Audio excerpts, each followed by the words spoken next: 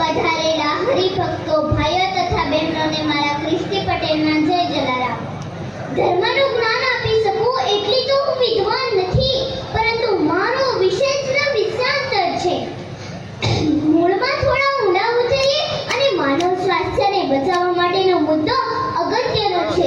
આ મહત્વનો મુદ્દો કોઈને નીચા પાડવા કે કોઈનું અપમાન કરવા માટે નથી, પરંતુ આ મહત્વનો મુદ્દો એ વાતનો છે કે કોઈ પણ એક વ્યક્તિના લીધે તેના પરિવારના લોકો ચિંતા કરે છે, દુઃખી થઈ જાય છે, હેરાન થઈ જાય છે અને કંટાળી જાય છે. મિત્રો, આજે મારે વાત કરવી છે ભયાનકતાની. મિત્રો, આજે મારે વાત કરવી છે ભયાનકતાની. મારે આજે એ લોકોની વાત કરવી છે કે જેઓ નાનું મોટું કંઈ ને કંઈ વ્યસન તો કરતા જ હશે. બીડી, સિગારેટ, ગુટખા, તંબાકુ, ગાંજો, અંગ્રેજી, દેશી વગેરે વ્યસનોમાંથી કોઈ પણ વ્યસન કરનાર વ્યક્તિની પત્ની કે તેનો દીકરો એ જ વ્યસન કરે તો ના જ ગમે.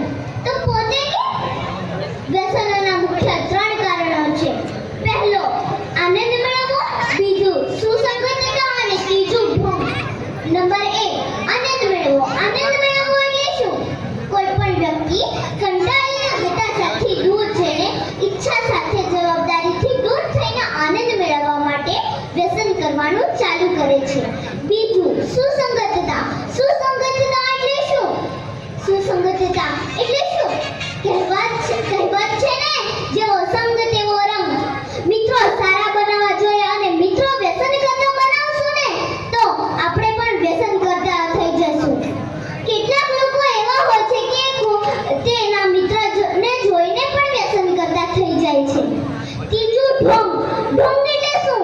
ઢોંગ એટલે અયાસી. બારમાં જઈને દારૂ પીવો, મોડી રાત્રે સુધી પાર્ટી કરવી, જુગાર રમવો, આ બધું ઢોંગ જ છે અને ધીમે ધીમે કાયમી બની જશે. શિક્ષાપત્ર ગઢડા 78ના વચનામૃતમાં લખેલું છે કે તે ખાવાથી, પીવાથી, સાંભળવાથી કે માણવાથી ઇન્દ્રિયોના અંતઃકરણને કેમ થતા નશો ચડે છે એ પદાર્થ, વસ્તુ કે ક્રિયા દારૂ તુલ્ય ગણાય છે. એનો ત્યાગ કરવો જ રહ્યો. પરંતુ વ્યસન કરનાર વ્યક્તિને સરકાર, સમાજ, પત્ની, બાળકો સમજાવીને થાકી ગયા છે કે આ નુકસાનકારક છે. પણ વાત ગળે ઉતરે કોને? આનો એક ડેન્જર ઉપાય છે. સૌથી છેલ્લે કહીશ, દારૂ પીવાથી લીવરનું કેન્સર થાય છે. દારૂ પીવાથી લીવરનું કેન્સર થાય છે. તમાકુ ખાવાથી દાંત ને મોઢાનું કેન્સર થાય છે. તમાકુ ખાવાથી દાંત ને મોઢાનું કેન્સર થાય છે અને ગાંજો લેવાથી લાંબા સમય પર મગજ પર ઈજા થાય છે. મિત્રો, બાળકો માટે 90 રૂપિયાના 1 કિલો સફરજન મોંઘા પડે છે. 60 રૂપિયાની 1 લીટર દૂધ મોંઘું પડે છે અને 50 રૂપિયાની દારૂની બાટલી સસ્તી પડે છે. કેમ? મિત્રો, 10 રૂપિયામાં આવતો સિગારેટ અને 500 કે 1000 ની રેન્જમાં આવતો દારૂ ફેશનેબલ શબ્દોમાં જેવા કે ડ્રિંક, વિસ્કી, શું પીવાય? અરે પીવા માટે તો ઘણું બધું છે. દૂધ પીવો, ચા પીવો, પાણી પીવો, લીંબુ શરબત પીવો, જ્યુસ પીવો, શેરડી રસ પીવો અને છેલ્લે ના તો ગમે તેનું લોહી પીવો, પરંતુ મહેરબાની કરીને દારૂ તો ન જ પીવો. સમજને? સમાજમાં ઇજ્જત ઘટે છે મિત્રો. દીકરાઓને પરણાવવા ભારી પડશે.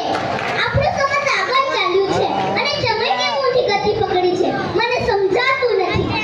આર્થિક રીતે વાત કરીએ ને તો આખા જીવન દરમિયાન 25 થી 30 લાખ તો વ્યસન પાછળ જ ખર્ચ્યા હશે. એટલામાં તો બાળકોનું સારામાં સારું ભણતર થઈ જાય છે, સારામાં સારો એવો ધંધો થઈ જાય છે. અને શું કામ જાણી જોઈને પગ પર કુહાડી મારો છો? આ ક્યાંનું ડરપણ?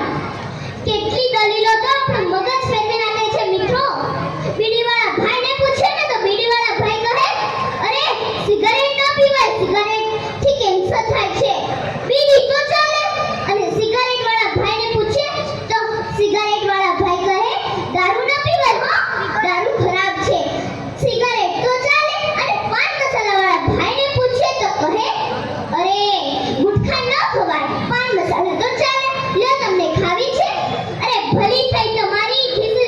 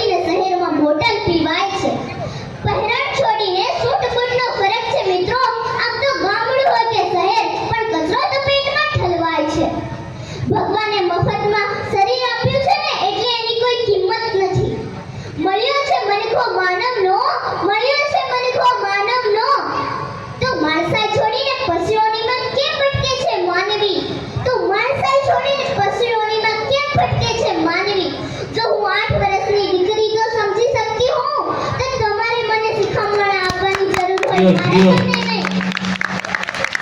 મિત્રો, અહીં સ્ટેજ પરથી હું જે વ્યસન કરતા વડીલોને પગે લાગુ છું. જેઓ મને દીકરી સમજીને આશીર્વાદ આપવાના હોય ને તો આશીર્વાદમાં તમારું વ્યસન છોડી દઉં તો મારું બોલેલું સાર્થક ગણાશે. અસ્તુ. જય હિન્દ, જય જલારામ. ધ્યાન